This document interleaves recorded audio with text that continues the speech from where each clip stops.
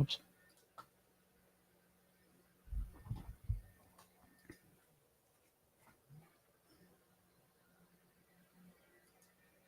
Hey, everyone. Welcome to today's Program Yourself Thin podcast. Today we're talking about why do you want to lose weight? This is a question you need to ask yourself a million times, because when you first ask it, what you're probably going to come up with is, I want to look better. And I'm here to tell you that wanting to look better is almost never enough motivation for the average person to actually make it happen. And so the key reason that you weigh what you weigh is because you don't really want to change your weight that much. Yeah, you'd like to look better. You wish you'd look better, but you don't really want it. And so the reason you're not losing weight most likely is because your motivation level is not high enough and your why is too weak. So how do we get to a stronger why? Well, we have to dig deeper. And so this is a process. I want to be clear. You can certainly sit down and ask why, and get a lot deeper, but we need to go even beyond that, where you need to be asking, why do I want to lose weight for the foreseeable future? Because we need to dig really deep. You need to really be motivated if you not only want to lose weight, but live at your goal weight. And so the more time and effort you put into really mastering your motivation and getting yourself really rock solid for why you want to make this happen, the easier time you're going to have actually losing the weight and keeping it off. But I'm here to tell you, your why is probably too weak, and it's because you're focused on what you look like. Now, again, it's not your fault. The entire diet industry is built around you losing weight because you want to look better. Every single diet ad you've seen in your entire life, you've seen millions of them, is the before and after picture.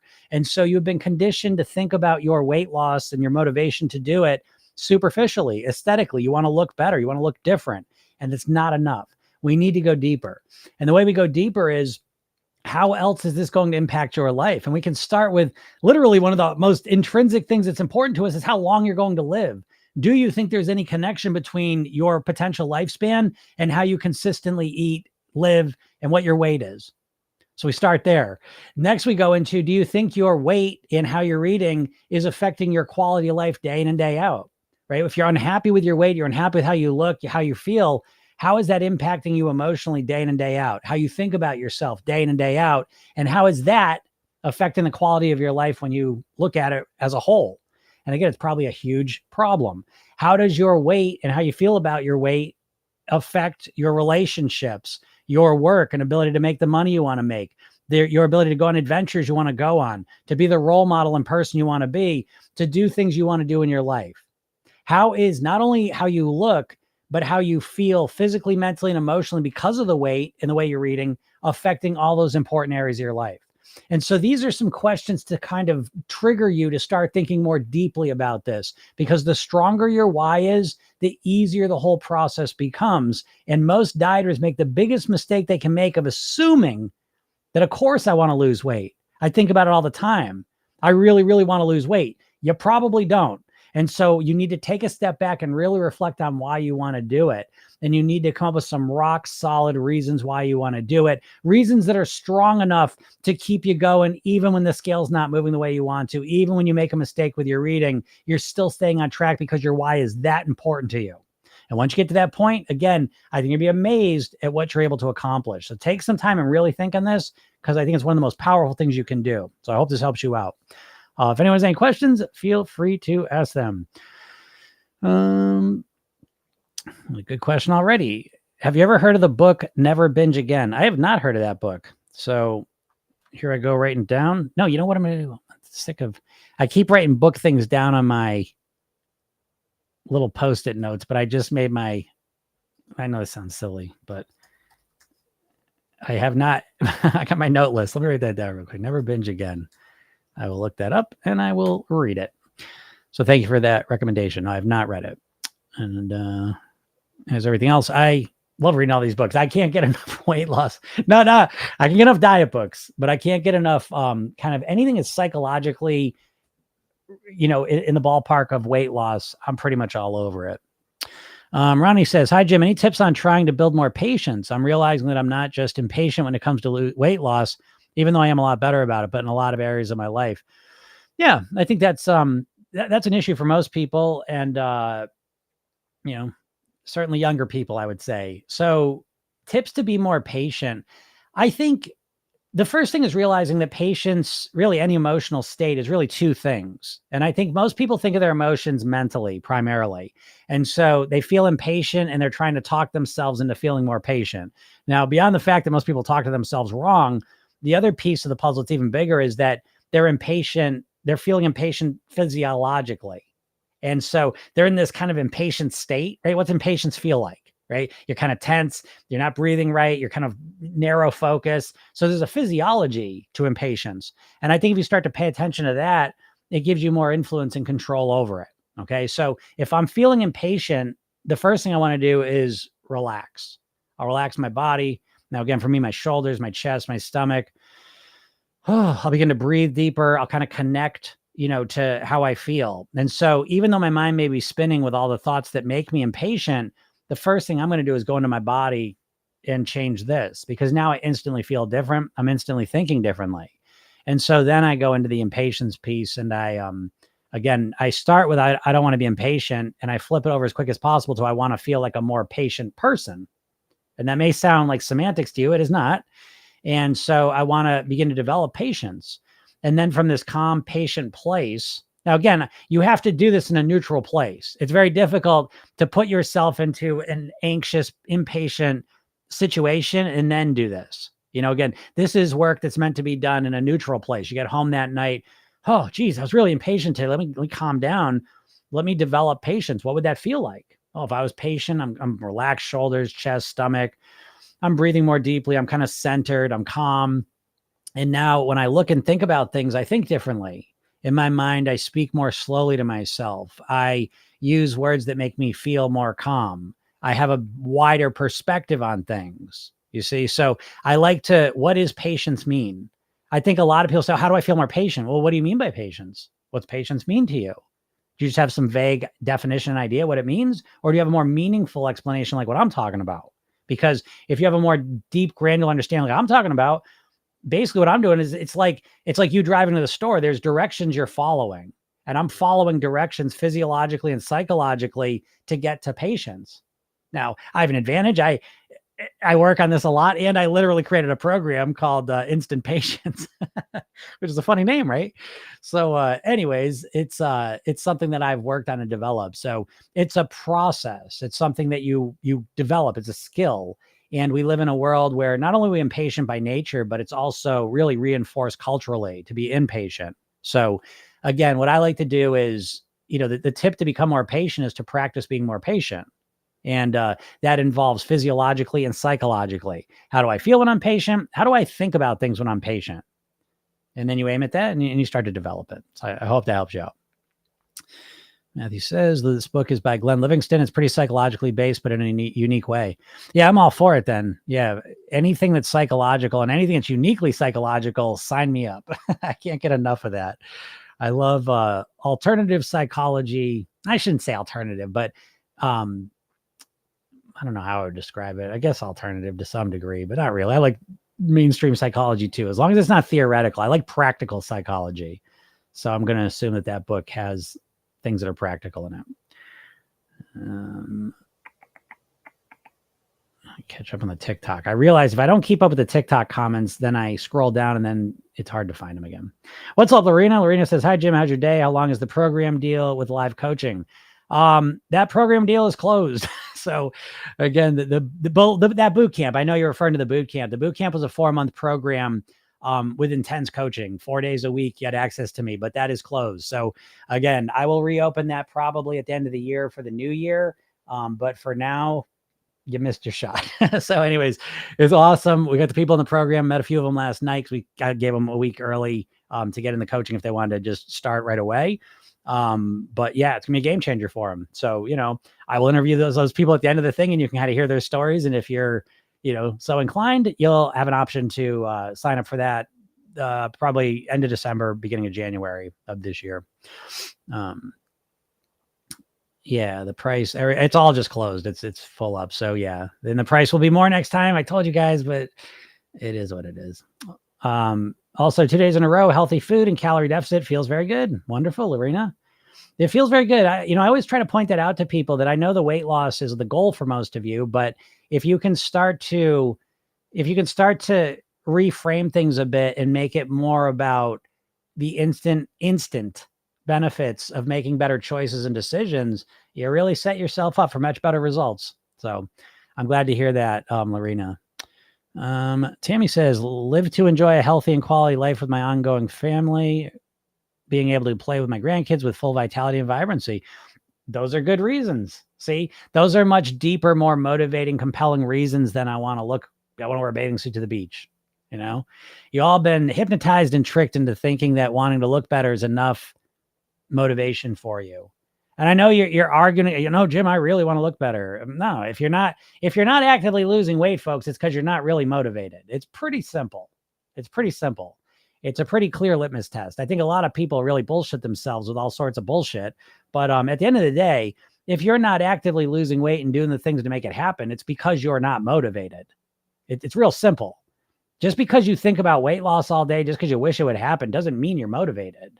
I can't stress that enough, because a lot of people are bullshitting themselves. I want to lose weight more than anything in the world. It's not happened. There must be something wrong with me. And that's not true. There's nothing wrong with you other than the fact that you're not really motivated. And you're not really motivated because you're thinking, I just want to look better. And that's just not enough motivation for the average person. Again, I say this all the time, but you don't know the science of motivation, most likely. You know, it's funny. I had someone, speaking of the boot camp, right? So someone who had joined the boot camp, I got to talk to her last night. And again, as usual, very, very intelligent person, multiple college degrees. Okay. So most of my clients that end up working with me are very intelligent, and they're usually very educated. They're action oriented. They're usually perfectionists. They're usually successful in most areas of their lives. And then there's the weight. And I was telling her, I said, listen, is it any wonder you haven't been able to lose the weight? I'm like, when you go take a college course, you got multiple degrees, but you start the semester and they lay out the whole syllabus for you. You look at your degree and they break down what you need to do to get to the degree. They break it all down. And when it comes to weight loss, what they do is they basically just give you a diet plan and say, okay, follow it. So if you're a dieter and you've been a dieter for decades, and you haven't been successful, it's not because you're broken. It's not because you don't have willpower. It's not because you're a food addict. It's because you never learned the granular aspects of mastering your weight. You don't know how to manage your mindset. You have no idea how to manage your mindset. You have no idea how to manage your motivation. You have no idea about your self-image and identity, how that factors in, how to change it. You have no idea how to influence your habits strategically. You have no idea how to influence your emotions genuinely. You have no idea how to think like a thin, healthy person. And you have zero strategies to maintain the path as you move forward. That's just the mindset piece. Then we get to the lifestyle. You have no idea how to change your lifestyle. You have no idea which lifestyle habits to focus on that give you the most benefits. And then we get to the eating piece. You have no idea how to genuinely change your eating. You know how to drastically change it for a little bit, but you have no idea how to make an absolute fundamental shift in your eating for the long term. You have no idea of any of these things. So is it any wonder you have not been able to successfully lose weight? It's not a mystery. And I can't stress this enough. It's not because you're broken. It's not because you have no willpower. It's not because you're a food addict. It's because you have literally never learned any of the things I just mentioned. Never. So again, it's like trying to learn the piano on your own. It's like trying to learn how to speak Chinese on your own.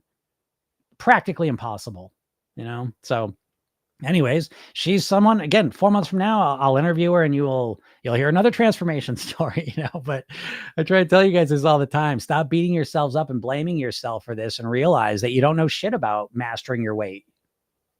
You just don't. Some people think I'm too negative, but I think I have to sound negative in a sense, because I got to snap you out of your dieter trance. Because I know for a fact you walk around thinking, I know how to lose weight. I just got to get myself to do it. And it's like that fucking phrase means absolutely nothing. It's like that phrase couldn't mean less. Because I'm the one, people said this to me for 20 years, 30 years. I say, what do you mean by that? What do you mean? You know what to do. What do you mean? And you know all here? Well, I know I got to cut carbs out. I know I got to count points. Okay. I know I got to stop eating for 16 hours. That's like one little thing you got to do out of a lot, And so it's just like, you're just walking around with no plan. It's true. What's up, Carla? Is it normal to blame myself for not getting certain things or opportunities in life because I'm fat? I always tell myself that it's so hard not to. I don't know. I mean, certainly there's an overweight bias in the culture. I mean, let's be honest. I mean, It seems that way to me. Maybe I'm right, maybe I'm wrong, but there certainly seems to be some bias against overweight people. Does that prevent you from getting jobs, and does that prevent you from getting certain things? Probably. I don't know. I'm not the authority on that, but I mean, we all live in society. Do you think so? It's like when they say, like, there's a pretty bias or a pretty privilege, right? So if you're a good looking person, you probably get some more advantages than someone who's conventionally unattractive. Probably, yeah, I guess, maybe if you're wealthy and rich, you probably get some privileges that other people don't. Yeah, probably, right? They all seem kind of true. Is it always the reason? No, it can't be. It can't always be the reason, but it's got to be the reason some of the time. It exists as far as I can tell.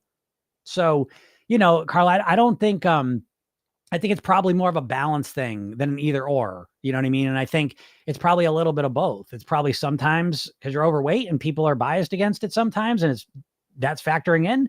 And then sometimes it's probably for other reasons. So I don't, again, I wish I had a better answer for you, but it's probably a little of both. So,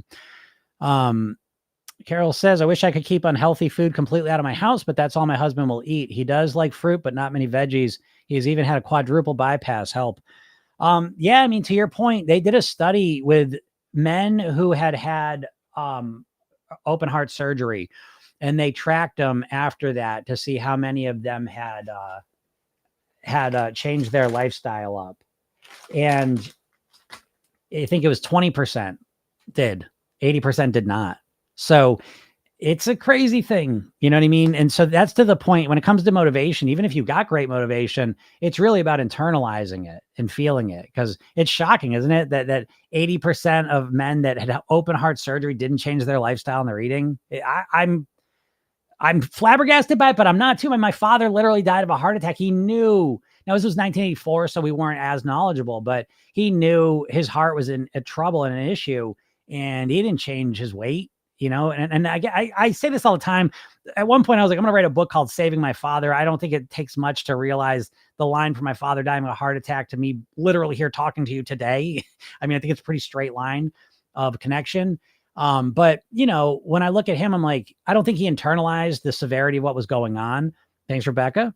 I don't think that, he internalized it. And on top of that, I don't know if he had the strategies to really change what he was doing. So yeah, I feel for you, Carol. There's almost, this is just one of these things. And I will tell you in my life, it's been a number of people. I think of food, overeating food, being out of control with it, being obese and out of control with the weight and everything. To me, it feels very much like a drug addiction. And, when you see people who've lost people to drugs or lost people to alcohol, and you see how much they dislike those substances, that I do have a bit of that in me, because I've seen the food lead to a lot of negative consequences for people that I love and care about in my life. My dad being the most extreme of it. And, so I tap in that regularly. It's very hard to be around that, That being said, you can't change other people. And so for you, Carol, it really becomes, when you're in an environment that's not really supporting you, that makes the motivation piece and the mindset piece even more powerful. And I say this to people that live with family where they're sabotaging, or you got your husband, he's always got the shit food around. That's a challenging situation. And the only way to succeed in that situation is to have a rock solid mindset. And I did it. I changed in an environment that was not supportive of my healthier changes, and it wasn't easy, but I did it. And the way I did it is I really, really reinforced my mindset. I became very, very focused on what I wanted, to the point that it was mild to medium obsession, and it wasn't just a weight thing though. It really was personal development. I always say this to you guys, that it's weight loss wrapped in personal development. That's what Program Yourself Thin is. And so this isn't just about me weighing something. It's about me being the best version of myself I can be. It's the same with my clients. It's not just about losing weight. It's about how do you become the best version of yourself possible. And so for you, Carol, that's what you got to reflect on. If you were able to get control of your eating, if you were still able to eat well, even having the bullshit around you, how would you feel? What version of you would you be if you began living that way? And that starts to be the beginning of really getting a rock solid mindset. So again, it's a real challenge, but there are also real strategies you can use to succeed,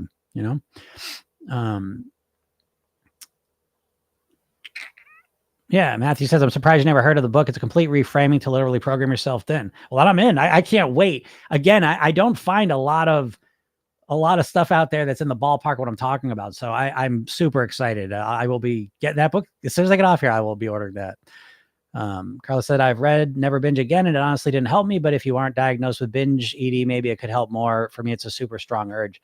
Yeah, no, I get that. And I've heard that regularly. And that's how books are. You know what I mean? If it kind of resonates with you and it hits you, it's moving. And then for other people, it's just not. I did just read, what was the binge book I read? I just read another binge book that someone had recommended, and I thought it was pretty good. But I could see when it comes to the binge stuff, it is an extreme, it's an outlier behavior for the average person. And so I can see that as soon as it's a lot of times when the mindset stuff and the approach is encased in an outlier behaviors like the binging, I think a lot of people read that and it's almost like, well, that's not me, or that seems too extreme. And I don't know why I can't think of the book I just had read. I can't remember the name of it. Something with binge in the title. Is it Never Binge Again or something? Oh, that's what you just said. See, book titles, I tell you this all the time, but book titles go in one ear and out the other. I read so many books, I literally can't keep them straight anymore. And that's why I take digital notes, because I don't really remember the book names. But it was a woman author, and what was interesting about that book, Jody would know. I don't know if Jody's here. She's the one that recommended it to me. But what I've enjoyed about that book is that it brought me to a philosophy that I found really interesting, which was I'm blanking on that now. It was basically, it was an alternative to sobriety, and I'm kind of in the middle of that too. So, anyways, Elvin says, I'm very young, but always struggled to find the energy to want to get physically better and lose weight. Yeah, I mean, most people struggle to get the energy to want to get in better shape. And again, it's not the struggle is the motivation. You all have never learned how to motivate yourself. You really haven't. You don't know how to motivate yourself, right? Can we agree with that? It's nothing wrong with that, but you got to be able to diagnose the problem accurately if you're going to be able to resolve it. And most dieters really have no idea how to motivate themselves, you know? So again, that's why I'm programming myself. Then the very first thing we do mindset wise is you go through the motivation piece. Motivation is the engine that drives the car. And most of you got, a 4 horsepower engine in your car, because you really don't know how to motivate yourself. The idea, I just want to look better. I know you think that's enough. It's not. So yeah, you got to find deeper reasons. What's up, Bob? How's it going? Down in Virginia Beach. Love Virginia Beach. I got to get back down there. I had my one time, I saw a concert down there. That was one of the most, I'm saying most, it was up there. I've had so many fun times, but that was up there. That was it. That was a real fun memory I have of going to see a show down there. So that was fun. Let's see. Marcy, what's up, Marcy? Marcy said, just looked up that book. Sounds right up your alley, Jim. Yeah, I'll check it out and I'll talk about it if I think it's good. Oh, well, Lorena. Okay, I got you. I think 297 program, whereas 8 weeks calls too. That one, yes, that's still available. Yeah. So yeah, get it and start it. So you can all get that one. And I'll get a lot of people. I know it's so funny. I know a lot of people are kind of checking out for the end of the summer and after Labor Day, and everyone will start next Tuesday. But be careful. Then Tuesday comes, you can't start planning there. It's the whole thing. So if you're really serious about mastering your weight and you're interested in my program, get it now. Start listening to the hypnosis session starting tomorrow. Don't wait till next Tuesday. Again, program yourself thin. You're not starting a diet. So it's not like you're starting on day one having to eat perfect. You can eat like shit and still listen to sessions and learn and grow and start mastering your weight.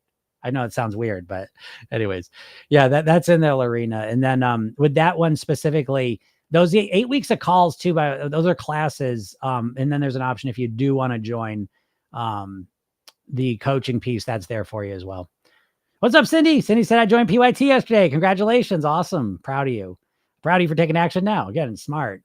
So super glad you're here. And again, remember, if you're in the program and you have any questions, you ask me right here, because you always get, I give you front of line access. I'm happy to coach you right through these lives. That's one of kind of the benefits, I think, of getting the program.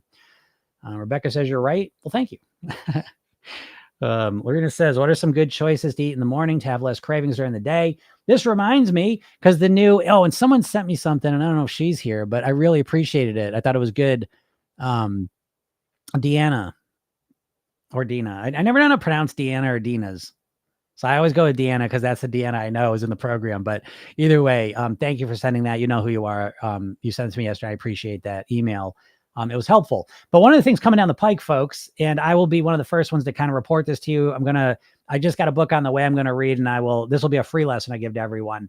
But the microbiome is something I've known about for a while, and it absolutely has impacted my food choices and everything, but I've never felt like I understood it enough to talk about it. And I hate talking about like pseudoscience shit. And it's perfect for that because it's kind of a new, I don't want to say it's a new discovery, but the microbiome, microbiome is basically in your gut. You have more microbes in your gut.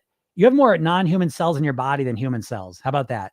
And a lot of them are right in your gut. And so it's not you digesting your food, it's your microbiome that digests the food. They call it the second genome. It has that much impact on your thinking, your cravings, your behavior, your energy, all of it. And so they've known about this. They've seen the microbes there for a long time, but it wasn't until they could genetically test them to realize, oh shit, there's different makeups. There's different types of microbes in there. And so it's a relatively new science. And in my opinion, it's the science that's really going to explain weight loss in a much more understandable way, in a much more explainable way. But it is a new science. And so you get a lot of bullshit when there's new sciences because people just project a bunch of shit in there. So I don't like to talk about a lot of stuff until it's really like official, but we're getting to that point. And so I do have a book coming this way and I'm going to share it with you. But what all that stuff's leading to right now is the idea of nutrient density, but mostly nutrient variety. And so they will talk about the concept of getting 30 different types of plants into your body every week. And I know that sounds overwhelming for a lot of people, but one of the things for the people in the program that I got coming your way is an initial draft of a meal planner. It's in a Google sheet, and you'll get this. And it's a full week meal planning. I don't want to say app, but it's a spreadsheet. It's so cool. My wife made it. It's really good. And what it does is it's set up to get those 30 different variety of plants in you, but it breaks it down into a very, legitimate way. So this is something that I'll be sending out to my list. I sent it to the Thrive program at first, let you guys get some feedback on it, make sure it's okay. And then I'll send it out to the rest of you in the program. But this will be something that'll be included as a bonus once I, refine it and make sure it's working right. But it's real cool because again, it's made to be simple, easy, and to get these 30 different varieties in your body, and game changer, absolute game changer to do that. Carla says, was with my friend again, and I was making her this new healthy recipe, and she was like, oh my God, what happened to the pizza we always made? And she was shocked. It tasted good, almost like healthy food usually sucks. Yeah, good for you, Carla. Proud of you. It's hard to be the trailblazer. It really is. It's what do they say, I forget this phrase now. Is it what is it? Nails that stick up get hammered. That's not how it goes, but maybe if you know the phrase, you get it. But it's hard to be the person who sticks their neck out initially. So I'm proud of you, Carla. That's a good sign. And you're really sticking with it. And I love that. And you're doing it soundingly in a relatively balanced way. So I'm happy for you. And Carla, please, make sure, tell me you've gotten the hypnosis session and watch the video, I hope. All right. It says Renee Stevens used to have a podcast called Inside Out Weight Loss. A lot of her ideas are very similar to yours. Her book is called Fulfilled. All right. That sounds cool. Check that out. Fulfilled. I love that name. Yeah, I'm all about it. It's like, I always say this, I'm learning from everyone. I stopped referencing every single person I do because I've just learned from so many people and it becomes annoying to talk that way. But I consider myself an aggregator. I mean, some of the ideas are my own, but most of them are things I've picked up along the way. I've been doing this for 30 years personally, 20 years professionally. And so I have no qualms about taking great ideas and sharing them with you all, So yeah, that sounds great. Yeah, the word binge is used loosely in the book. I got you. Yeah. And I read it that way, but I think a lot of people, when they read something, when someone's legit got binge eating disorder, it's jarring. It's jarring when you hear stories of this. It's jarring for an average person to hear how much can be consumed and that whole thing. It's intense, right? So I think a lot of people does turn them off. But Carl said I have, and I basically stalked your whole account. Perfect. That's great. Yeah. It's been very difficult, but I'm motivated to finally change. Super job, Carla. I'm proud of you. Yeah. And binge, that's why I put all this stuff out there, and I got a lot of cool stuff coming. I'm so excited. Like I said, my daughter's about to go to college tomorrow. I at this point, I'm just like, I just can't wait to the other side of it. Like, I don't want to think about it anymore. I just want to just like get past it. But part of that is also the summer's it's been crazy. I was joking. My kids I don't want to say they're manipulative, but they are. And so it's like, it's been an entire summer of, oh, it's the last time. This is the last time. This is the last time. And it's like, oh my God. It's so it's like, we're always doing stuff. And I've pulled back from, even work. I kind of put a little bit on autopilot to do more stuff. So anyways, I'm excited about returning back to my normal schedule too. And I got some cool stuff coming that will be free and low price stuff as well for people. Bob says, I'm fat, but I'm such a good looking dude. It's a wash for me. And funny too, right? Nothing wrong with that. So I didn't even answer your question, Lorena. What are some good food choices to eat in the morning? I mean, what are good food choices? I don't really like to get into this because what I like, you may not like. So I prefer to give kind of like, concepts that help you figure out what you like. But high quality nourishment, what's that mean? Fruits, vegetables, whole grains. I like to make it as natural as possible. Beans, eggs, if you like to eat eggs, a little bit of meat. If you eat meat, that's fine. Fruit, just natural food. I'll start there, right? Just the first step would be whole natural food, food that comes out of the ground. You look at, okay, I understand what it is, something there close to that. And so I'll leave it kind of simple that way. Like I said, I always think that too much food consumed is like smoking, drinking. I agree with that. What's up, Mario? Heyo. All right. You helped me lose 35 pounds in 4 months. Thank you. Well, you were welcome. Great job. And you did that. So that is awesome. 35 pounds in 4 months. That's pretty rapid results. So good job. Proud of you. Mario said I was hanging out with relatives yesterday that I hadn't seen in a while, and I got called anorexic. Yep, there you go. I used to get the, you sick? You sick? You sick? You sick? You're not looking right. I love that one. My father died of a heart attack. He was obese, and it's like I was overweight, and I start losing it, and it's like, oh, you sick? You're all right. It's just a crazy world out there. But again, I say to you all the same thing. We all got our challenges, and a lot of people have to deal with other people in their lives, almost like discouraging them or putting them out or whatever. You got to have a rock solid mindset. That's what you got to do. Maybe they're just jealous. Yeah, they could be jealous, but again, regardless of what motivates them to say that, you got to like take care of yourself. And again, the way you do that is to really develop the mindset. Yeah, there it is. Brain over binge. That's what it was. Thank you. It's driving me crazy. What's up, Connie? Myra says, understand it was definitely a shock for them. I've lost a lot of weight since last time they saw me, but that was so uncalled for. Yeah, again, Mario, I mean, it's what so let me tell you what I did though. Actually, people would tell, oh, he's sick and anorexic, all the rest of it. And it's like I would hear that, I would get upset, but then I would take a step back. I would say, do I believe that? Do I believe that's true? And I think that's the Katie Byron thing, actually. Isn't that her thing? And so I'd step back and I would reflect on that. Katie Byron. You remember her? You ever know Katie Byron? It's funny. When I did my hypnosis training, the kind of complex I was at, she was there doing a training at the same time. So that was kind of cool. I know a little bit about her stuff, but she seems real cool. I don't know what she's up to these days, but I'm a fan. Anyways, I got diverged there. But so yeah, is it true? And I would ask myself that. And I would be like, oh, you look sick. Are you sick?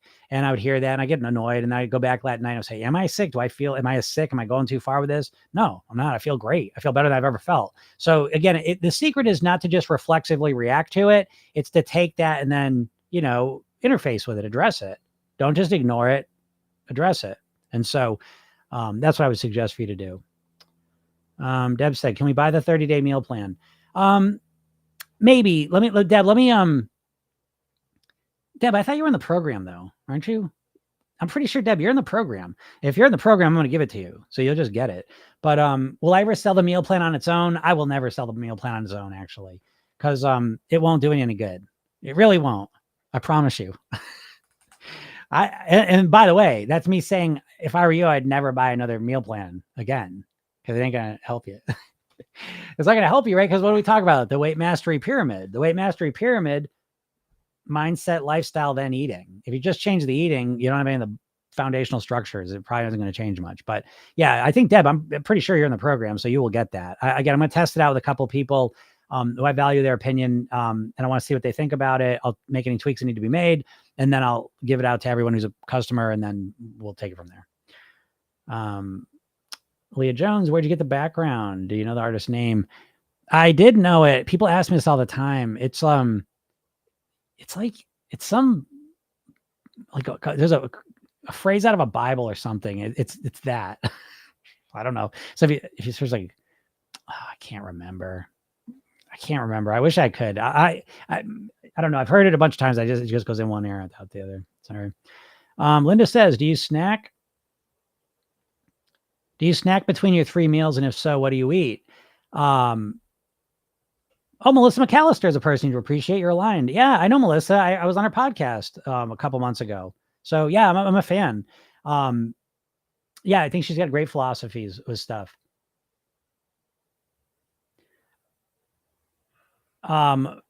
The 3 meals. No, I do not.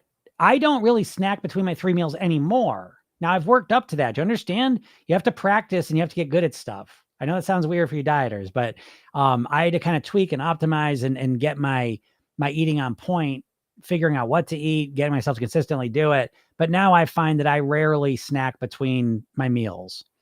But if I do snack, one of the things that I've enacted probably the last 6 months or so, if I'm going to snack between meals, it's going to be on fruits or vegetables. And so that's been really helpful for me too. Because I'm really hungry. Because a lot of times snacking is just boredom. And so I'm like, if I'm going to snack, I am going to eat something healthy. And usually it'd be a banana or an apple, cherry tomatoes, or just something like that. So that's what I would suggest. But the goal for me now, again, I have some people in the program that'll have five meals a day. Okay. And I don't mean big meals, but I mean like they'll eat 5 times a day. And so you have to figure out what works for you. But for me, what I like is I like having 3 meals a day. That's what I like to do. And most of the time, those 3 meals are satisfying. Sometimes, listen, I will tell you this week, even last week a bit, I've been eating more than I normally do. There's emotional shit going on. My dog's ready to relieve. It's just, there's stuff going on in my eating reflects that a bit. Okay. Not a big deal. It's an outlier time. But next week, for example, next week is a reentry week to some degree. My eating's been like shit this week. It's been kind of crazy. And so next week, I'm not expecting I'll go right back to perfectly clean. I'll see it as a reentry week. I'll see it as a transition back to eating clean. But my goal for me personally is 3 meals a day. But that's me. And so there's nothing wrong. Again, Linda, you're in the program. So this is part of figuring out your eating plan. And so if you say, oh, I want to do 3 meals a day. Fine, start with that, but then see how it feels. And if it's like, if you get halfway through between breakfast and lunch, or halfway between lunch and dinner, and you're starving and you're white knuckling it, then I would absolutely implement a snack, or I would work on optimizing the meal that came before it so it's more satisfying. You understand? So again, it's fine. Pick 3 meals, pick 5. It really doesn't matter. It's just about figuring out what works most comfortably for you. Because that's the main thing you're kind of paying attention to with the eating blueprint, is you're figuring out which way of eating is most relaxing and calming for me. I love eating 3 times a day and not snacking or eating anything in between, because I don't have to think about food as much, and I focus and do other things. So I hope that makes sense. JK says, I'm eating well, but no weight loss for 6 weeks. I guess I'm eating too much. Yeah, exactly. Great diagnosis. I appreciate you saying that, JK. I love how you just phrased that. Thank you. That's nice to hear. JK listens, regularly. And so it's like, I like the calmness in that phrase. I like the matter of factness of it. I like the accuracy of the thinking. I think that's wonderful, JK. So again, I'm eating well, but no weight loss for 6 weeks. I guess I'm eating too much. Yeah, I would guess so too. Perfect. But you're calm, you're relaxed, you've been eating well, super. So you made some changes, probably eating better for 6 weeks. So you've made a change. You're better off than you were 6 weeks ago, because now eating this way is better, but it's not leading to the weight loss. But now you can look at what you've been doing for 6 weeks. And you can say, where would be the easiest place for me to shave off some calories? Implement that and see where we're at 4 weeks from now. If that works, great. If it doesn't work, wait, I need to cut a few more out. Great. I love that, JK. Great job being calm, relaxed, and matter of fact with things. Perfect. Canadian bacon. Yep. Protein eggs. Yep. Those are good breakfasts. Mara said, wow, great advice. I guess I was just expecting something positive. Come on. No way. Deb says, yes, I was a while ago. Yeah, it's fine, Deb. I mean, listen, if you're a member of Program Yourself, then you're like a lifetime member of your lifetime access to the membership and all the updates I put into that program. I want you to know that. I mean, the coaching thing's a different thing. That's time because for obvious reasons, I think. But the program itself, you always get, because I update it constantly. I'm always tweaking and optimizing this program and adding things and making it better. And you get all those things. So you'll get that, Deb. That'll come. Like I said, give me probably a week or two. And then I will get that in there. Connie says, speaking of meal plan, do you have the tracker PDF you were talking about a few months back? Love to track. The tracker PDF. I mean, the tracker PDF is it's the eating blueprint that's empty, and you kind of like fill it out. You know what I mean? Like with what you're eating, and you could do that online, or you could do that, print it out and use that. But that's there right now. And then I was talking about this meal plan thing. That's a different thing. But if you're talking about tracking, which I think is great for a little bit to get a sense of what you typically eat.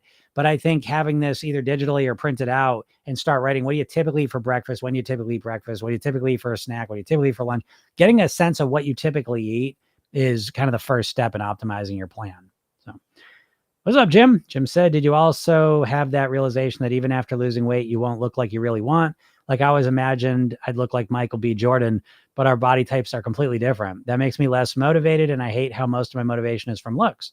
Yeah, Jim, I've talked about this all the time. I always joke that it was the realization for me that I can't diet myself to look like Brad Pitt. It sucked. You know what I mean? There's this point where I say, okay, I'm at my goal weight, but oh no, look at my hair. Oh shit. What am I going to do? You know?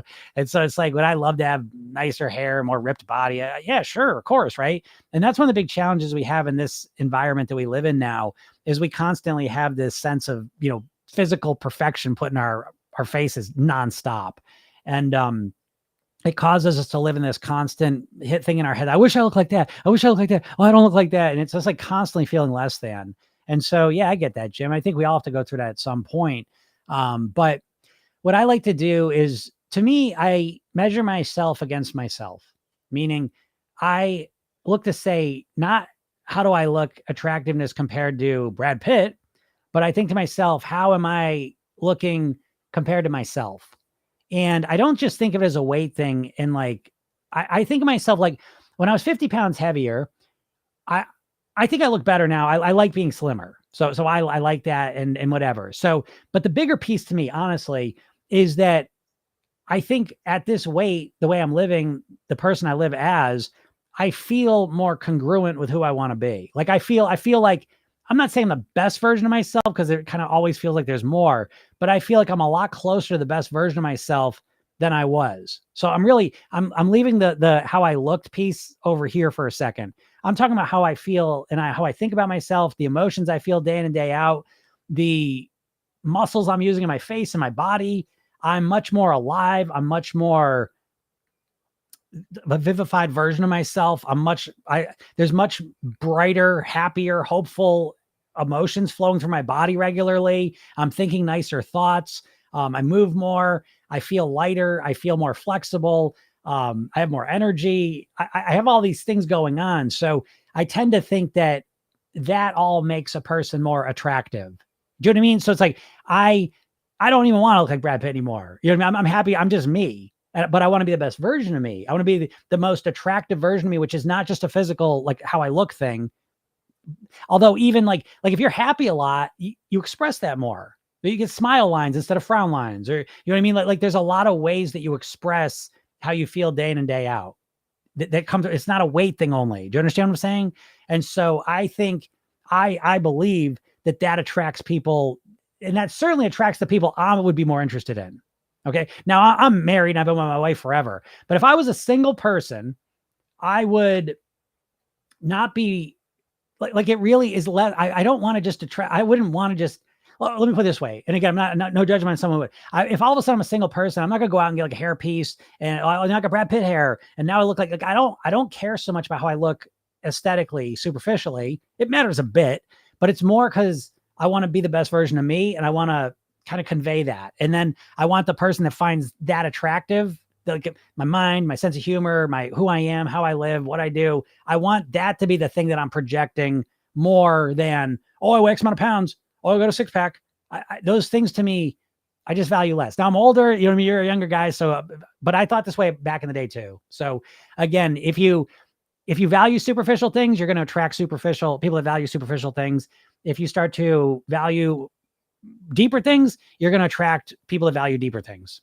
So, that's all a choice we get to make. And so I don't know, but I hear you, Jim, because what you're saying is it's kind of the default setting because that's the culture we live in. But you don't have to stay there, and that's your choice if you want to stay there or not. So again, by recognizing what you recognize, it's the first step to decide which path you want to take. Lorena says, how many daily steps do you recommend to do for fat loss? Anything over 6,000-7,000 is great, So again, the fat loss isn't going to come from steps or working out. It's going to come from what you put in your mouth consistently. So that's the more important piece. Deb says, awesome. Thank you. Yep. You're welcome. You'll get that. Right. Thank you, Jody. Jody's like the gym whisperer. I don't understand shit, and she's helped me out. And it's funny because I still have it here. This thing here, yes, the digital version of this. Yes, I totally forgot about this. Yeah, why not? Why not do? I have this already. It's easy to do.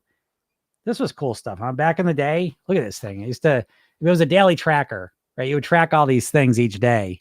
Little quote, these things, and we had our monthly. We start with the monthly focus, and then at the end, it had look at this, the monthly review. This is cool, right? Look at this thing, 2019, huh? But it was a pain in the ass to send out, and it wasn't too much. Plus, these success planners are double-edged swords. They're great when you're using them, and the second you miss them, it's like feels like you fell off a cliff. So, but thank you, Jody. Yes, I was thinking about that. Yeah, it was pretty cool. Maybe I will make it. I'll put that in the Thrive program is what I'll do. Yeah, I'll put that in the Thrive program. So give me another week on that. But hold on. I got my big ones too, but now I'm like, I got to use the little one first, right? Thrive Planner PDF. Yeah, I think that's a good idea. At least give people the option. Like I said, I kind of pretty much have them make it. It's easy to do them.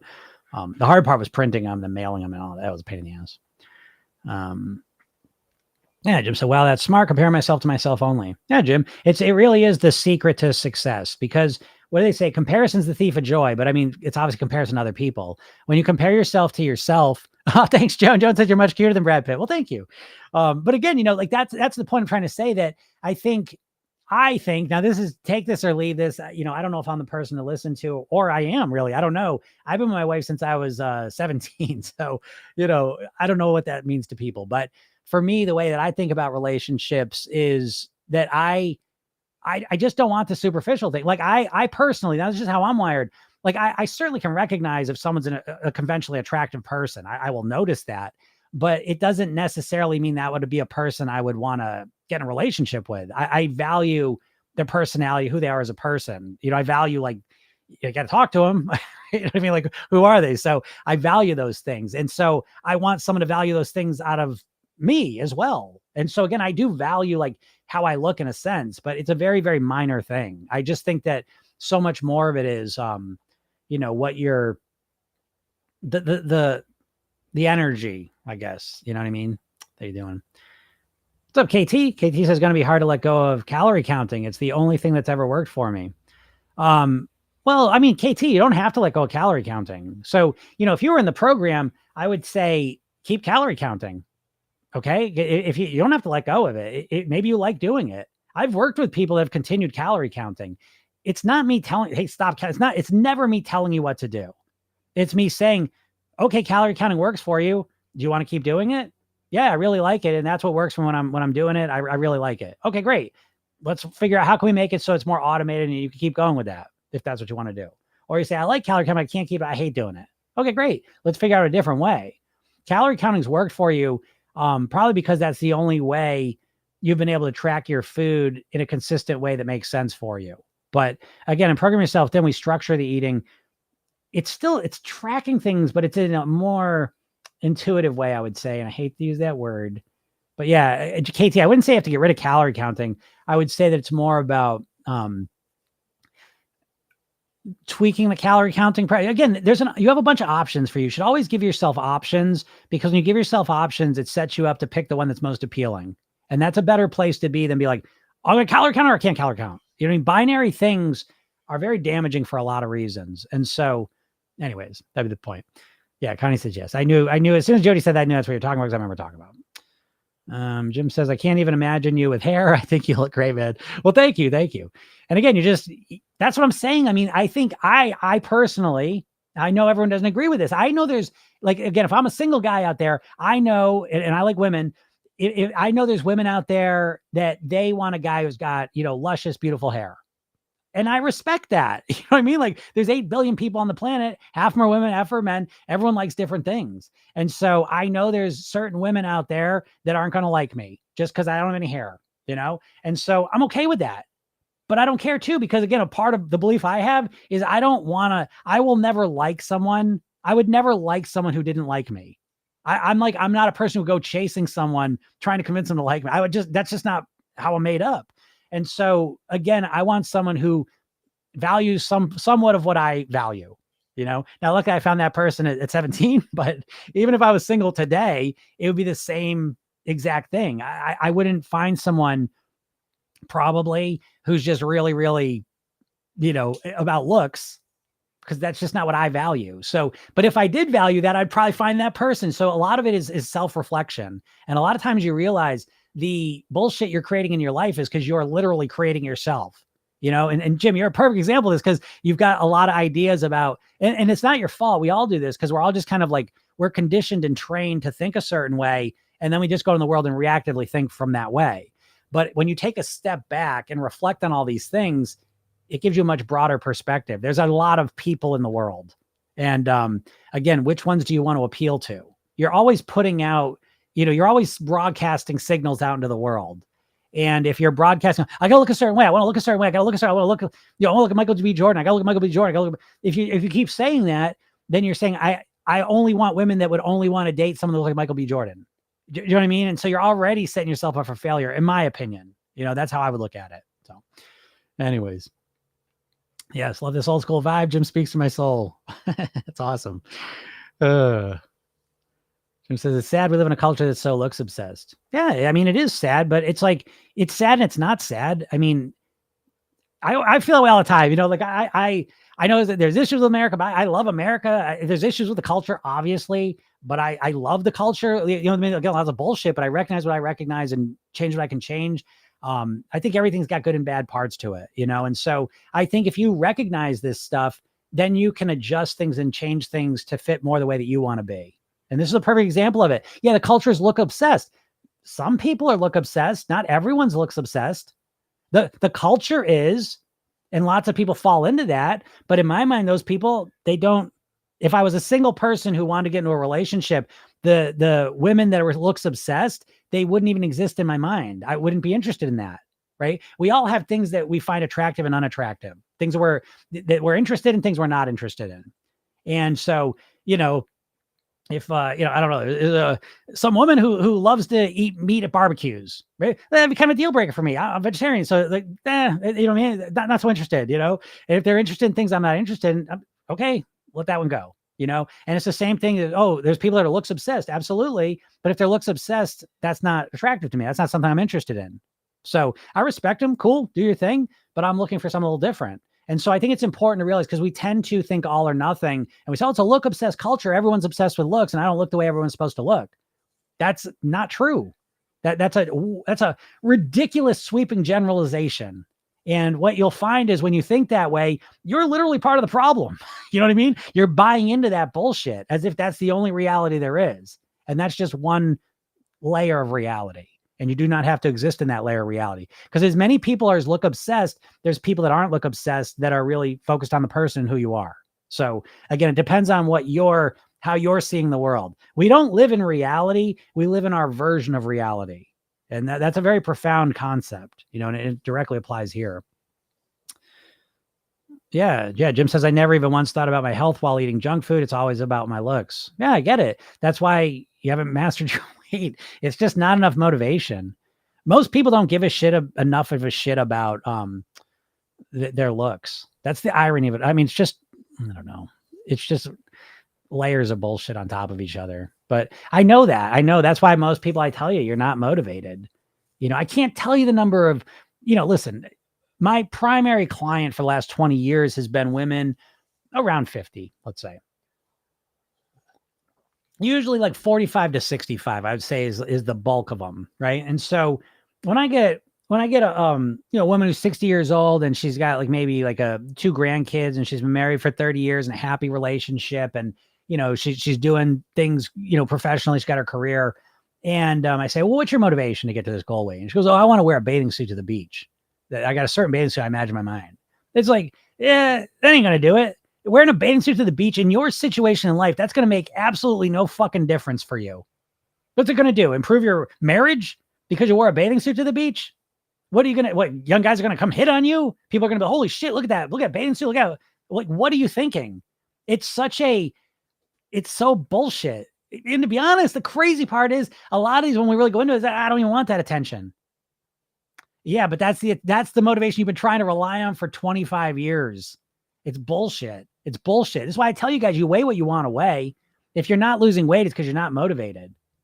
Just because you've been obsessively thinking about wearing a bathing suit to the beach for 30 years, so what?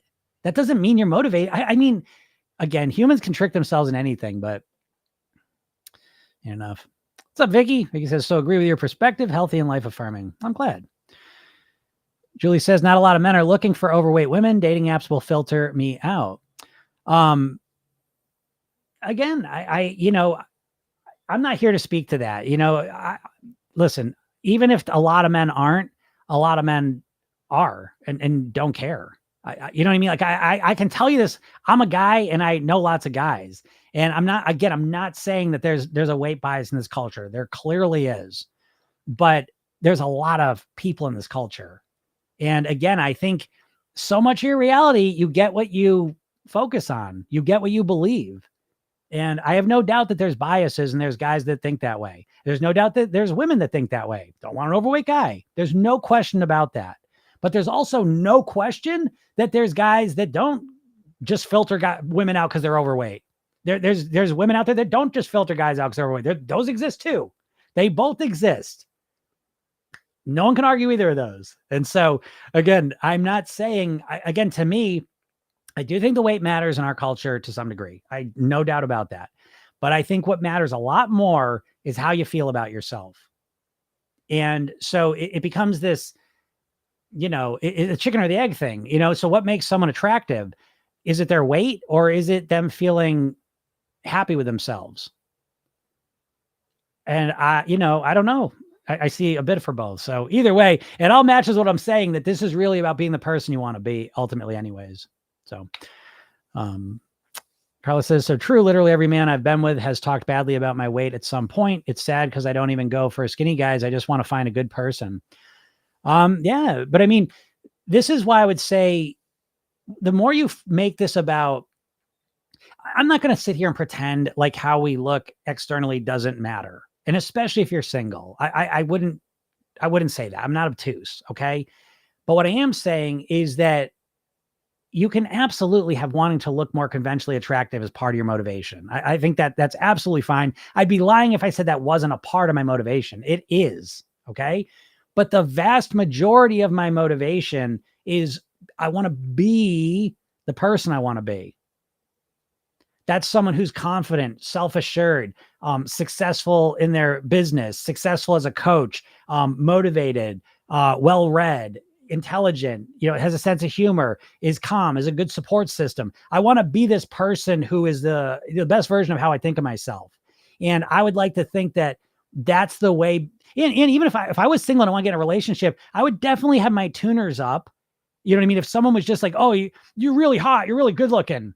It's like, oh, yeah, that to me, like, it would feel good for a second, sure. But it's like that, I don't value that, So again, I'm sitting here. I know what a lot of you are saying is true. I don't disagree with it. But I think if you start going deeper into what you're really looking for and who you want to bring into your life, and you start getting clear on who you want to be in a relationship on deeper levels and who you want to have in a relationship on deeper levels, I think it's a game changer. I think because you start to bring more factors in.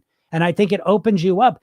Again, I don't know if y'all understand this, but the way we experience reality, it's almost like, it's kind of like literally the shit-colored, rose-colored glasses metaphor.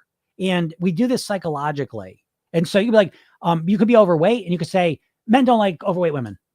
Okay, that's a belief. And now you live in that world, and your evidence that you notice validates that. It's called confirmation bias.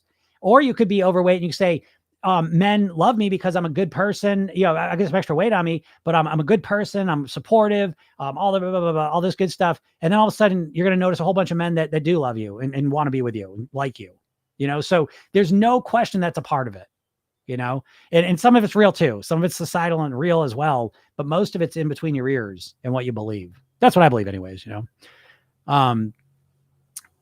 JK says, how often do you think you should check your weight on the scale? I think if you're using the scale that you should check it every day.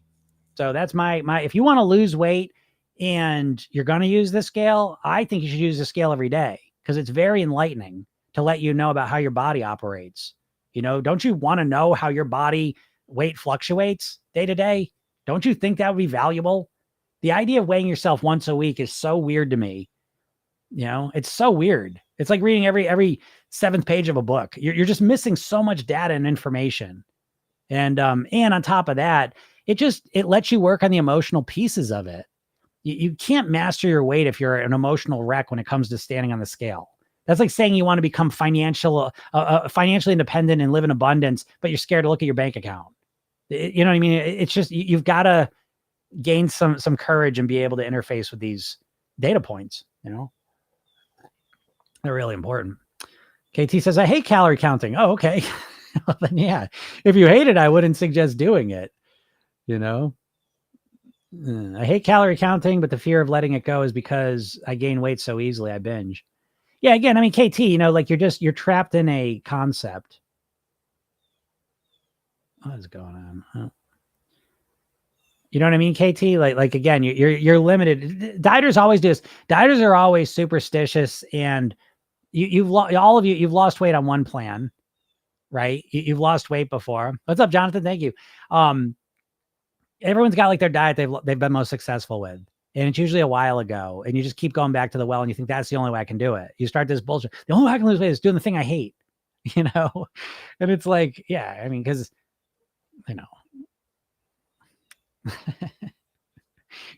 I gain weight so easily, I binge. I mean, again, that's because you go into things, KT, with the exact same mindset every single time.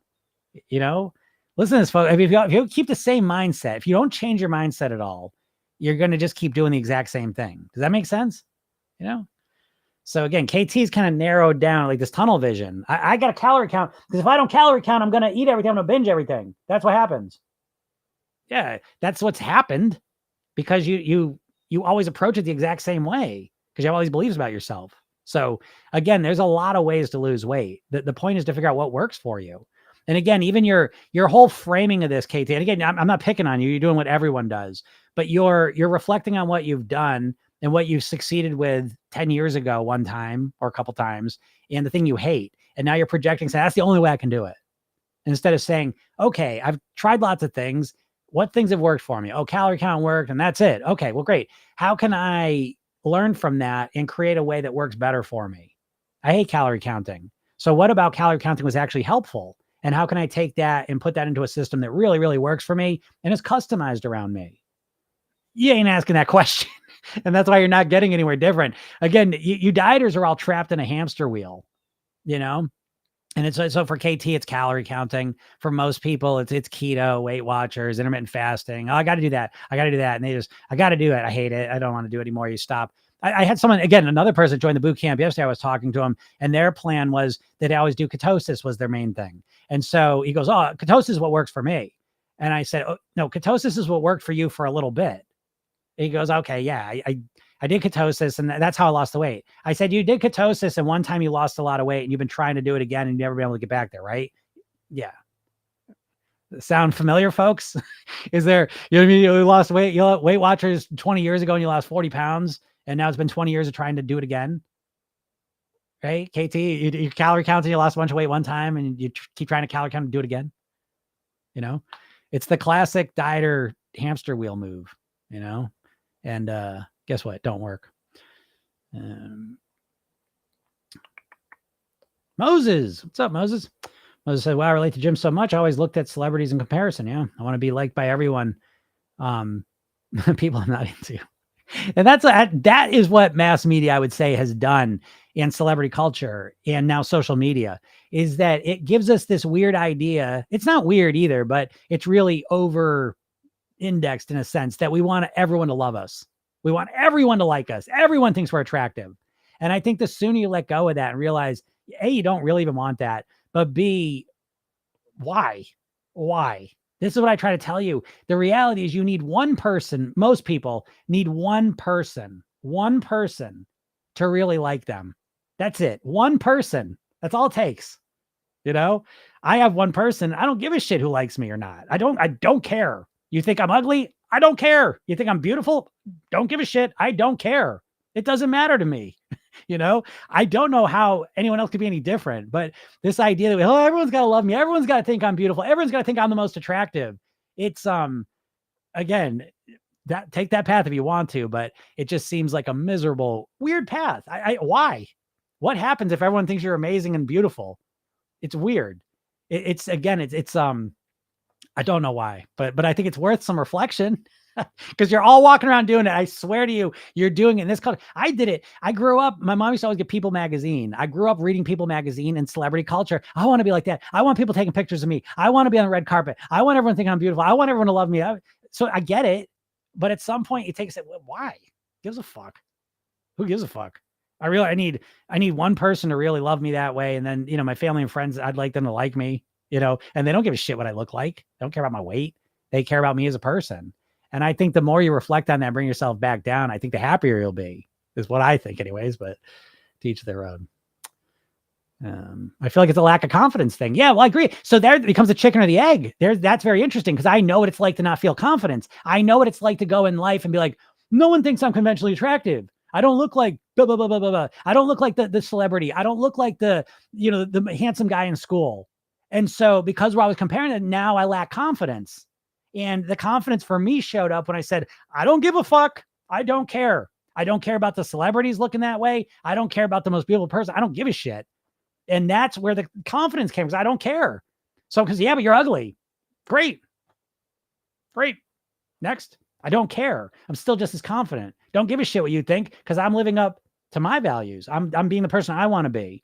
And so some stranger says, yeah, but you're, I don't know, you're weird looking. Your hair, you got no hair. You're bald. You get people that come out, oh, you're bald though. Why don't you grow some hair? Oh, great. Who gives a shit? Don't care. So I think there's so much power in that, because the more you want everyone to love you, it's an absolute trap, because you can never get everyone to think you're beautiful. You're going to get everyone to love you. It's like, again, comparison's the thief of joy. There's no more guaranteed way to feel like shit than compare yourself. And again, it's a losing battle. I promise you. So again, we bring it back and focus on you. And I think it's a game changer, but that's up to you. Letty says, I think that's a little reductive. Wearing the bathing suit to the beach is probably so much deeper, like missing out on things that others get to enjoy. I don't think it is reductive, because I've had this conversation probably hundreds of times. And the idea of wearing a bathing suit, no, what does it mean? That's what because I will go, what does it mean? Oh, I'm missing out on other things. Well, that's fine. That's a different conversation. But what I find is, okay, you want to wear a bathing suit to the beach and there's nothing else there. It's living in this fucking fantasy land, is what I find, the conversations I've had. Now, you might be different. It may be reductive to you, because for you, the bathing suit's just it's a way to explain how you're missing out on a lot of things in life. That's fine if that's your case. But I have had this conversation with a lot of women. And when I go to the bathing suit thing, what happens is the emperor has no clothes. The motivation's got no motivation. The bathing suit's got no motivation for these people. When we really look at it, there's nothing there. They're not missing out on things. They're living a happy life. Would they feel better at their goal weight? Absolutely. But they're not missing out on things. And the idea of wearing a bathing suit, when we really look at it, we shine a light on it, there's no motivation there. Most of the time, that's the case. So I do not find it to be reductive at all, personally, in my experience. Lorena says, I feel my real motivation came finally from that I'm missing out on some things and activities. Yeah, because of weight, for sure. Those are the better things to focus on, I think. I realize that being overweight isn't just about your looks, but also that you're more insecure. Yeah, absolutely. Again, it's a chicken or the egg thing, though. I think a lot of people, again, this gets back to the self-image component that I believe in. Program Yourself Thin, a core part of the problem is that a core part of the problem is that you have an identity. You have a self-image that was really developed really by the time you're 7, by the time you're 13, without really a lot of your input. A lot of people around you, a lot of experiences you had kind of defined and pinned you down as this self-image that you have. And I think a lot of it is you feel insecure and it leads to the extra weight and you live in this place. And so to me, your self-image and how you think about yourself is a core part of why you weigh what you weigh. I think you live up or down to your self-image. So, I absolutely agree with the insecure piece. And I think that because I found that because I had all this conversation with people who have lost the weight and got to their goal weight and then put it back on. I said, well, what happened? You got to the goal weight. I go, I didn't feel like myself. I didn't feel like me. How do you describe that? Again, this goes back to Maxwell Maltz, that he was a plastic surgeon back in the 50s, 60s who would help fix deformities. They changed the deformity, but the person didn't change. They acted like they still had the deformity. And that's where that concept of the self-image came from. And so just because you lose weight doesn't mean you're going to feel secure. I promise you that. So, and just because, and you don't have to lose weight to feel more secure is the crazy part. You can start feeling more confident right now without losing a pound. Will you feel more confident as you lose the weight? Sure. But you can feel more confident right now. So again, I agree that it goes right to the heart of it for a lot of people that are struggling with their weight, is that there's a insecure security issue, confidence issue going on that preceded the weight. That's the cause of the weight, or at least a big part of it. So agreed with that. But you got to deal with that too. Because I think a lot of people with the weight think, oh, I'm going to lose the weight and now I'm more confident. Well, you've all lost weight. You felt more confident to some degree, like superficially, but did you really feel more confident? Did you? Because you know what? I've had someone tell me, they go, well, when I'm overweight, I feel like my boss doesn't expect as much out of me. So now you lose the weight and now you internalize, real or not. Now you say, I lost the weight. Now people are going to expect more out of me. I don't know if I can live up to that. So that's another level of insecurity and confidence that people don't really think about. And I use that just as one example of how confident you are, how secure about yourself and what you think you can do is a crucial part of your weight. And I think most diets never even approach this stuff, right? Because also, all you got to do is just eat different. Oh, really? Oh, really? You don't think your mindset and how confident you are, insecure, or how you think about yourself factors in at all? I don't know,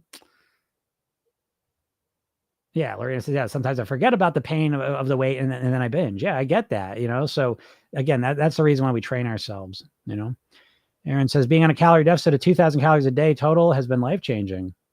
Yeah, sure. That's legit. 2,000 calories, right? You hear that, folks? That's not 1,200 calories, Like, I don't know where I'm at. I'm not a calorie tracker, so I don't know, but I just like even hearing 2,000 because I think a lot of people do the extreme thing. So it's interesting.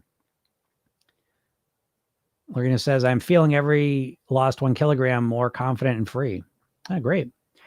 It says, just saying that getting to wear the bathing suit is an encapsulation of that desire. Yeah, but that desire, I'm telling you, I don't believe it. I don't believe it because, first of all, if you've been overweight for a long time and your main goal is to wear a bathing suit or clothes that look a certain way, you're in a big, big trouble because you're incongruent. Because if you've been overweight for a lot of your life, you have spent a lot of your time justifying how you're more than how you look. Everyone does that.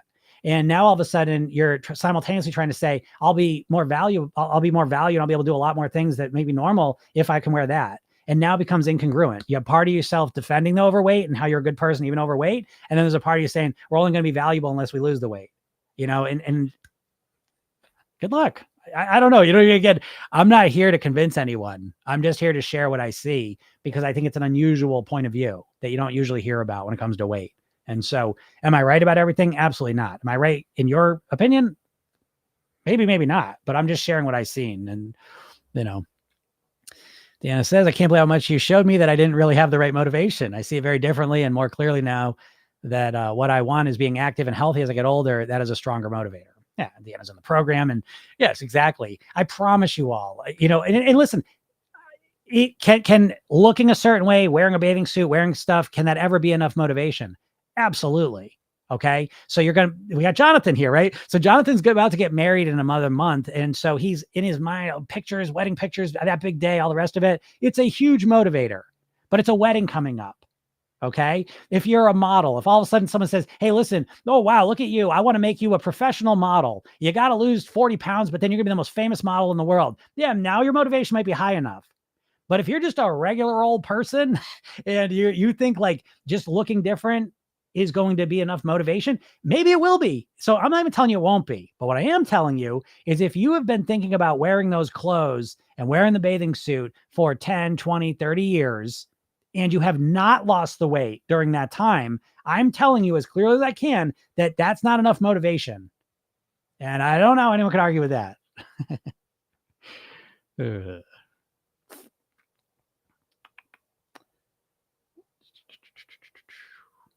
What's up, Jonathan? How's it going? Let's see here. Oops. Oh, I gotta get out of here. And I see my friend JK says, good luck tomorrow. Smith, excellent school, one of the seven sisters. It is. It is one of those. Conversation going on. I'll let you guys kind of do that. How to best reduce inflammation. Best way to reduce inflammation is to start eating more whole, natural foods and clean up your lifestyle. Those are the two best ways to reduce inflammation. John said, I feel like I'll be just like Mario when I reach my goal weight, like a train wreck. I mean, again, I think this, you guys, and I don't know, y'all can't see the comments. Not everyone can see it, and people listen to the podcast, I won't see the comments, but there's a conversation going back and forth, and basically Mario, he's at his goal weight, and he's freaking out. And, you know, she's kind of, Lorena's already anticipating that she gets to her goal weight. You know, she's gonna be a train wreck too. And it's really scary, you know, I don't know how I'm gonna be able to maintain it. And so what I'm trying to say is that if the way you're all thinking about how important, like how much confidence you're going to have and how amazing it's going to feel as you get to the goal weight, then why would you be worried about maintaining it? If you're expecting so much confidence and just feeling like a free person, if you're expecting all those things, why do you think you'll gain the weight back? You know? It's an interesting question to think about. But anyways, Sexy Princess says, watching from the Caribbean, from Trinidad and Tobago. Tobago, 90%. How's that? That's cool. I love it with different people. Resistance from people after losing the weight. But again, I mean, a lot of the worry about keeping the weight off is usually a response to how you lost weight in the first place. Just so y'all know. So how you lose the weight is really important. Lynette says, I need to lose almost 200 pounds. My suggestion to you is you don't need to lose shit. Okay. So I would take that word and get it out of your vocabulary for this, is that, you never need to lose weight, folks. You never need to lose weight. Even if your weight, if you don't lose the weight next month, you'll be diabetic. If you don't lose the weight, you're going to have a heart attack. You still don't need to lose the weight. I just shared that story. They did a study with guys that had open heart surgery, how their lifestyle changed afterwards. And 20% of them changed it for the healthier and 80% didn't change shit. So there's literally never a need. There's only a want. I want to lose almost 200 pounds. And then even then I would like to flip it into, I would love to weigh X amount of pounds. So whatever weight you want to lose, subtract it from where you're at so that you focus the weight you want to live at. Little mindset secrets. Body dysmorphia is a real thing. Absolutely. Absolutely.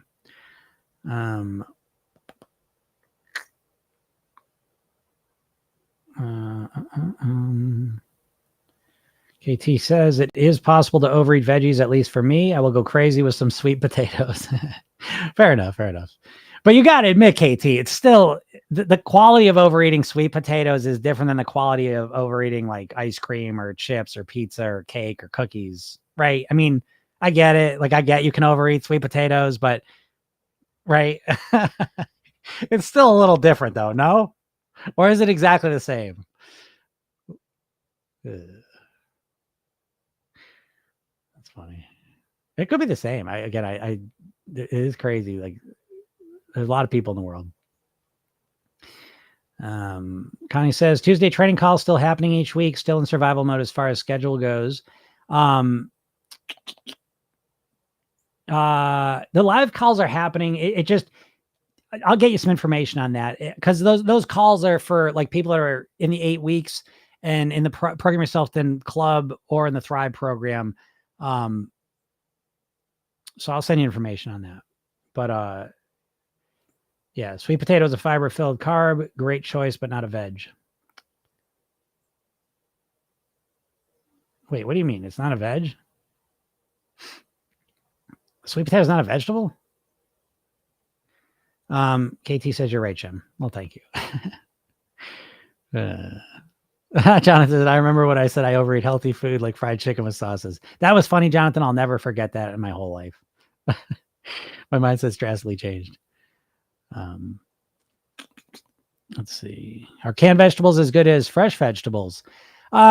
Not usually, but it depends. You know what I mean? But usually the fresh vegetables are gonna trump most things, but it was picked, you know what I mean? There's that. But again, what I like to think, there's a spectrum. And so, fresh vegetables, canned vegetables, frozen vegetables, and then kind of everything else. So you know what I mean? Like we're kind of splitting hairs to some degree. Any form you can kind of get vegetables in your body is usually going to trump, not eating them. So, Vicky says, how do you handle not overeating sushi at a restaurant? That's an interesting question. I really appreciate you asking that, because that was a whole thing for me for a while. I overate sushi at restaurants for years. And it was the same thing I tell you all, that I really got fixated and focused on the consequence phase. And what I realized is every time I finished sushi, I was totally stuffed full. And I was like, I don't want to do this. And so reducing the amount of rolls I got, I was able to do that because I'd walk into the place and listen, the last time you got this many rolls, it was too much. It was too much. It felt like too much. And so, finally I said, okay. I ordered one less roll, filled with anxiety that I was still going to be hungry. And, then I got those rolls and I felt fine. I still a little full. And, so it was a process, and it was a process that is exactly what I show you guys in the program, that I really got fixated on the consequence. I rehearsed until eventually I was able to go in there and order just one less roll, get through that anxiety, normalize it. And now that's what I do. So I pretty much, when I go and get sushi, I get the same amount. And so now I'm good with that. But yeah, it was a process to do that, Yeah.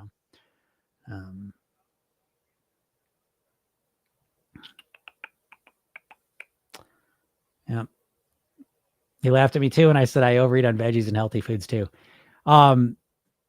Listen, I know I'm not joking. I don't mean to say that because it's an outlier thing, but I have met lots of outliers, so, you can absolutely overeat vegetables, like absolutely.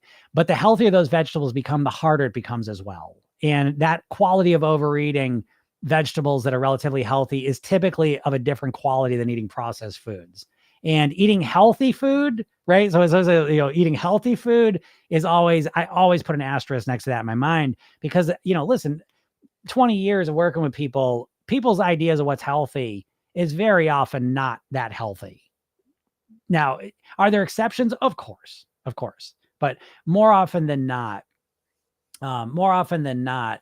a person who thinks they're eating healthy is not really eating that healthy. A person who says they can overeat vegetables isn't really overeating them like they do ice cream. I've rarely met people that are really, what's your worst? Because that's what we do in the program. What's your worst eating habit that's responsible for the extra weight? I have never heard someone say, eating sweet potatoes.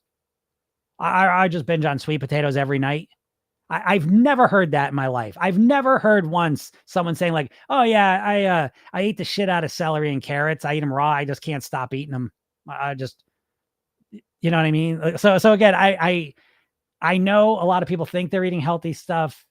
There's a confirmation bias. This is most of the time. Could someone be overweight because they just keep pounding, salads, fresh, healthy salads and fresh whole foods and fruits? I guess. I just never seen it, so again, I would say that, but, I just never seem to be the problem. Just honestly. Yeah.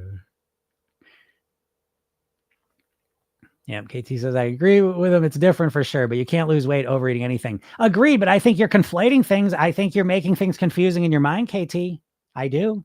I think people do this. I think people tell themselves, they pick an outlier experience where it's like, you got real into sweet potatoes for like a week or two, and most likely you were eating the sweet potatoes with like goat cheese or something else. Were you just eating sweet potatoes plain? Come on, be honest with me. Did you binge on sweet potatoes, just eating them straight plain sweet potatoes, like baked sweet potatoes, and you couldn't stop eating them? Or did you have something else with them, like goat cheese or something else? Please let me know. And how often does it happen? Because come on, again, I'm not trying to be flippant about it, but at the same time, we got to be accurate about what we're talking about. And I think a lot of people, they'll be like, oh yeah, I kind of got into sweet potatoes for a little bit there. Next thing I'm eating those. I ate those, for a week. I ate them 3 nights. With goat cheese. And I was eating the hell out of them. So what, I can't eat anything. I go over to everything. But that's not an accurate way to look at it. Because the core problem is that was like 3-4 times, and the core problem is I sit with cookies or ice cream or pizza or chips or whatever. So again, I think it's very important that we're very clear about this. And I say this very confidently because this is what I've been doing for 20 years, that people come to me with very vague ideas. I don't know, Jim, I've done everything I can to lose weight. Nothing works. I don't know what's wrong. No, I don't think it's going to work. I mean, that's basically to some degree what people always come to me with. And it's never ends up being the truth of it. So, you have to understand where I'm coming from too,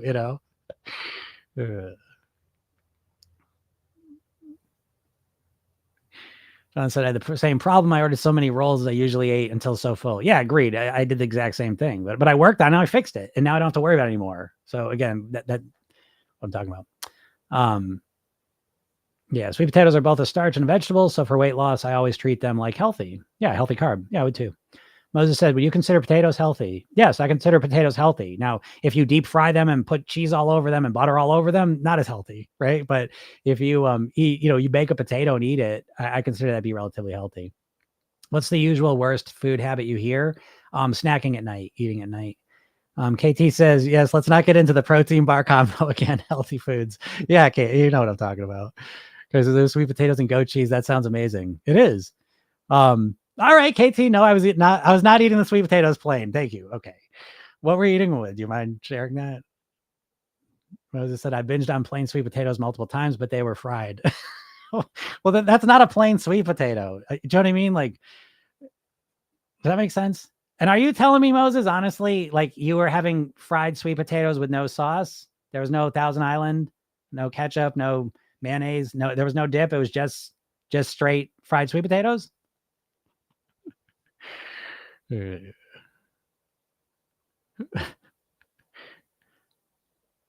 Oh, okay. So KT was roasting them with oil and seasoning. So good. I could eat a whole tray. Fair enough. But I say, KT, go and eat the whole fucking tray. Eat the whole tray and then let me know how you eat the rest of the day. That's part of what I'm saying too. Because again, we have to look at the big picture. So you might go and because I eat roasted vegetable, I get what you're saying. Because again, there's oil and there's stuff. So there's salt. Salt's a huge driver of appetite. Oil is a huge driver of appetite because your body loves the fat and the calories. The salt, it loves the salt. So I get what you're saying, KT. But I think if you zoom out and look, when you eat a tray of roasted sweet potatoes, I would be very curious to know what the rest of your consumption is the rest of the day.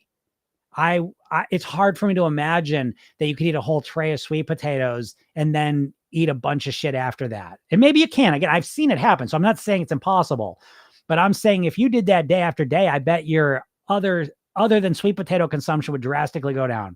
Maybe it wouldn't. But again, at the very least, KT, I hope you're able to see things more accurately.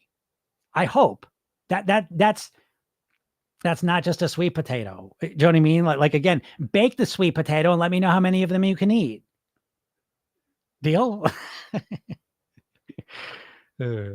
Moses says, no, literally no dip. I just love fried sweet potatoes on their own. Fair enough. That's fair enough too. But again, they're fried. So if Moses, you go bake that sweet potato, let me know if you can eat as many of them, which is really interesting. I'll tell you something. This is one of the most paradigm shifting thing someone said to me. This was recently. So it's like, I really honor these things when they happen to me nowadays. But one of my clients who really knew nutrition stuff made this point that she goes, talk about tortilla chips, right? And so, we can all sit down with a bag of tortilla chips, plow through the whole thing, no problem, right? But if you think about a tortilla chip and you think about a miniature tortilla about this big, right? That's 4 tortilla chips, right? So I could eat 50 tortilla chips, right? But 50 tortilla chips would be like, what? 12 of these tortillas. Imagine eating 12 of these tortillas, right? That sounds like, oh my God, that's gross. I couldn't do that because there's water content.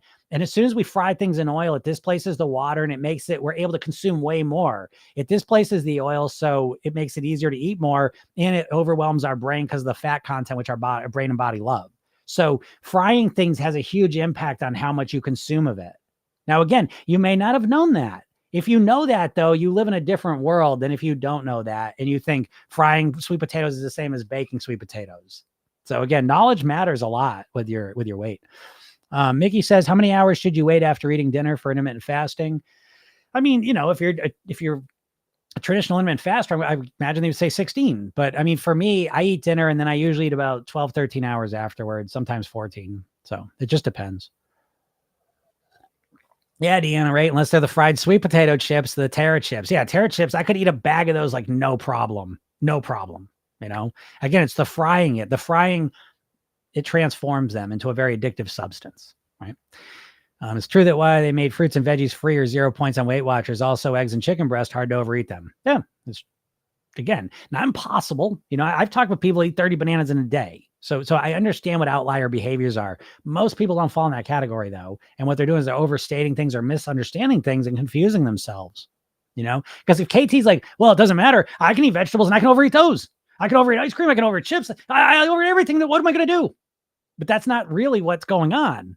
Do you know what I mean? Like, again, the sweet potatoes, again, they are roasted. They are seasoned. And even still, you're not eating in the same way as you are ice cream. I know you. How often? Tell me. Be honest, KT, because I really appreciate you being so honest this far. But when's the last time you had sweet potatoes? And on average, the last 6 months, let's say, how many times a week do you eat sweet potatoes? Let me know.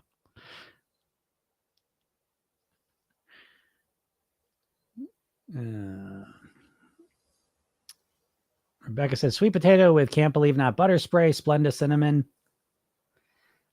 I would never put that shit on my food. Again, it's unnatural. It's gonna, anything that drives eating, I'd be scared. Just like roasted nuts with oil and salt. Exactly, Vicky. It's just true. And again, this lets you know. I mean, this to me, this is a discussion that really, really reveals that a lot of people, again, if you don't study this stuff, your just general sense of food, it's way skewed because you think of like ultra processed foods, fast food, junk food, and then you start getting to like, even sweet potatoes, that are fried or oiled and salted and seasoned, and you think of them as being, because everything's relative, right? So those are way healthier than the the fast food, junk food, all that shit. But it's set up to be, you can overeat them a lot, but even still you won't. But I'm curious to see if KT answered that question.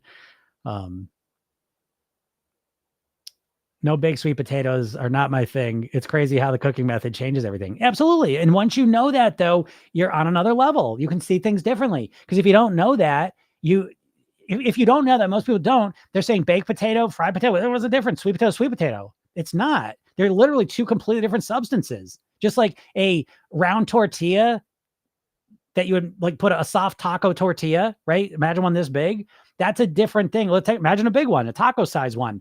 That's a different substance than a fried tortilla chips, 8 of them.